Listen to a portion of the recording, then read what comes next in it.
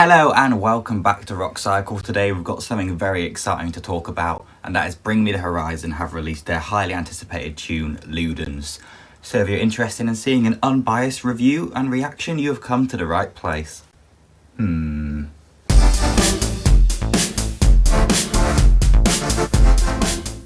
So I don't know if you're like me, but I reckon you probably a bit are if you're watching this video. I've been very excited to hear this new song from Bring Me the Horizon. Because if you knew what to expect from the band, you haven't been paying enough attention. This band have shown us they can do anything really, especially with their past album Ammo. They've been going in new directions. So I'm very interested to see what direction they're going to go with this song. I think it's especially interesting because this is a song from a game soundtrack rather than it's a song from an album. So that means they may be doing something a bit different and something a bit new on it rather than your typical song. So was it going to be heavy? Was it going to be electronic? Or was it going to be pop rock? And the answer seems to be it was all of that and quite a bit more, all in one song.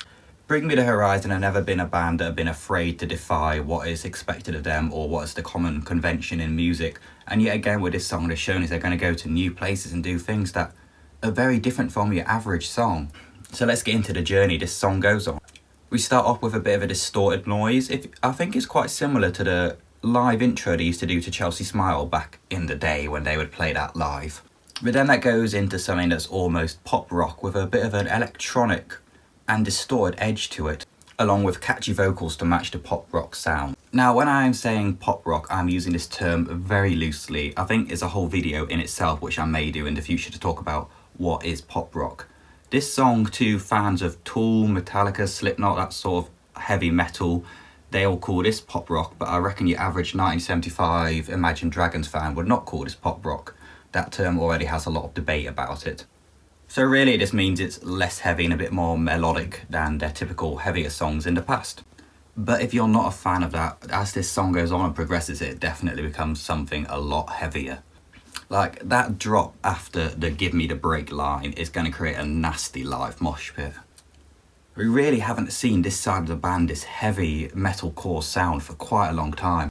And although I've enjoyed their most recent albums, I think it's quite interesting to hear them go back into this old style from their roots.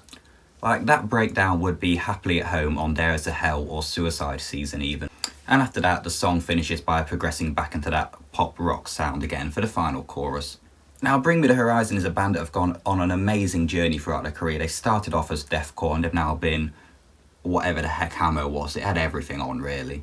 But everyone's really viewed their journey as going in one direction, it's one journey. But this song really shows it's not one direction from heavy to soft sound. They're going all over the place, they're going to go wherever they want to go. I don't really know if it's intentional or not, but this song really pays homage to almost every aspect of their careers so far. I feel this song incorporates elements of almost every album they've released. Besides Count Your Blessings and This Is What the Edge of Your Seat is made for. And managing to fit all those different influences into just one song is a really impressive achievement, whether you like the song or not, but to have such a range within one song is quite an achievement. Given the journey we've seen Bring Me the Horizon go on from start to finish, to have so many different things going on there is quite impressive.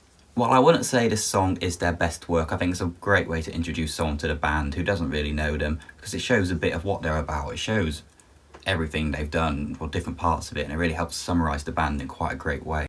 I'm afraid we do also have to talk about a few negatives of the song.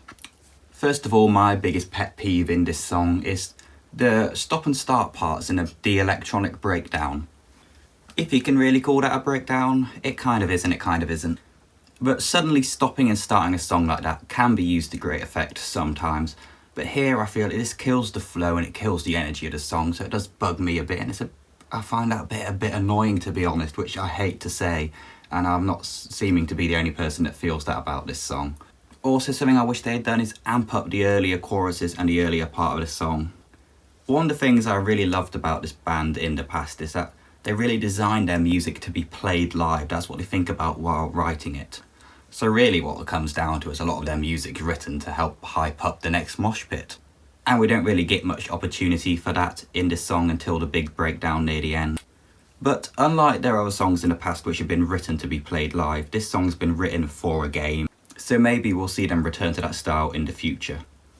There also might be a little bit of doubt about whether they'll play this song live or not, because like in a similar case to this, the band Against the Current wrote a great song called Legends Never Die for the League of Legends game. And despite it being one of the band's best-selling songs of all time, they can't play it live due to a bit of, I think it's a copyright issue, whether League of Legends owns the song or whether they own the song, so they can't play it live. But given the amount that Bring Me the Horizon have hyped up this song, I don't think that'll be the case in this. But I guess we won't know for sure until the next time we see them play live. This song also gives a bit of hope to the fans of the pre-set Returnal era that are always saying they wish they returned to that style of music. While this song shows the band isn't afraid to go heavy again, I wouldn't really hold my breath if I was you. While this song does have so much variety and something that's sort of for fans of every stage of their career, it might have a bit too much range just for one song. Like each part's a bit short and really you could argue it could do with its own song. Like we could have a whole song like the first pop, rock, electronica style stuff they have going on, and you could have a whole song like the metalcore breakdown at the end. I'm sure there's going to be some people that love the pop rock part of it and hate the metalcore part of it, and I'm sure it's going to be vice versa. So while this band love to do loads of different things at the same time, maybe trying to do too much within one song alone is a bit of a problem. Maybe it'd be better to do a full album like Ammo did that had a massive range of style.